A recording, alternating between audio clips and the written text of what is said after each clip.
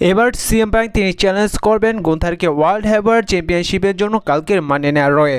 আপনারা এবার wrestling ভ্যালিং paper ভিউতে যেমনটা দেখেছিলেন যে সে জায়গায় ড্রু ম্যাকইন্টায়ার এবং সিএম পাঙ্কের মধ্যে একটি স্টেপ ম্যাচ হয়েছিল। সে জায়গায় সিএম পাঙ্ক তিনি ড্রু ম্যাকইন্টায়ারকে হারিয়ে তিনি সাকসেসফুলভাবে সেই ম্যাচটি জিতে যায়। পরবর্তীতে সিএম পাঙ্ককে ব্যাক স্টেজে জিজ্ঞাসা করা হয় তার পরবর্তী প্ল্যান কী হতে যাচ্ছে। সে জায়গায় সিএম পাঙ্ক বলে যে তার বর্তমানে নজর রয়েছে রেসলিং ভ্যালিং পেপার ভিউর মেইন ইভেন্টের ম্যাচে। অর্থাৎ এবার রেসলিং ভ্যালিং পেপার ভিউর মেইন ইভেন্টের ম্যাচে দেখা গিয়েছিল যে ওয়ার্ল্ড হেভিওয়েট চ্যাম্পিয়নশিপের একটি ম্যাচ। অর্থাৎ এর থেকে বোঝা যাচ্ছে যে এবার সিএম পাঙ্কের নজর পড়েছে ওয়ার্ল্ড হেভিওয়েট চ্যাম্পিয়নশিপের দিকে।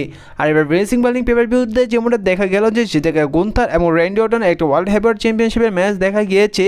সে জায়গায় গুন্থার তিনি র্যান্ডি অর্টনকে হারিয়ে সাকসেসফুলভাবে তার টাইটেল রিটার্ন করে নিয়েছে।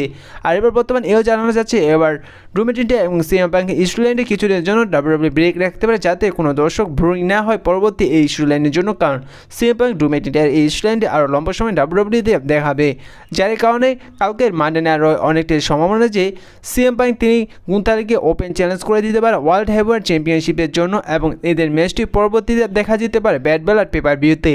কারণ সিএম পাঙ্ক তিনি নিজে বলেছে যে তার বর্তমানে টার্গেট রয়েছে মেইন ইভেন্টের ম্যাচ, আর মেইন ইভেন্টের ম্যাচ হচ্ছিল ওয়ার্ল্ড হেভিওয়েট চ্যাম্পিয়নশিপের ম্যাচ। আর যেহেতু বর্তমানে নজর পড়ে গিয়েছে ওয়ার্ল্ড হেভিওয়েট চ্যাম্পিয়নশিপের দিকে সিএম পাঙ্কের, যার কারণে অনেকটাই সম্ভাবনা আছে কালকের মানডে নাইট রয়ে সিএম পাঙ্ক এসে গুন্থারের ফেস টু ফেস হয়ে তাকে ওপেন চ্যালেঞ্জ করে দেবে ওয়ার্ল্ড হেভিওয়েট চ্যাম্পিয়নশিপের জন্য। তো আপনাদের কি মনে হয় তা জানি।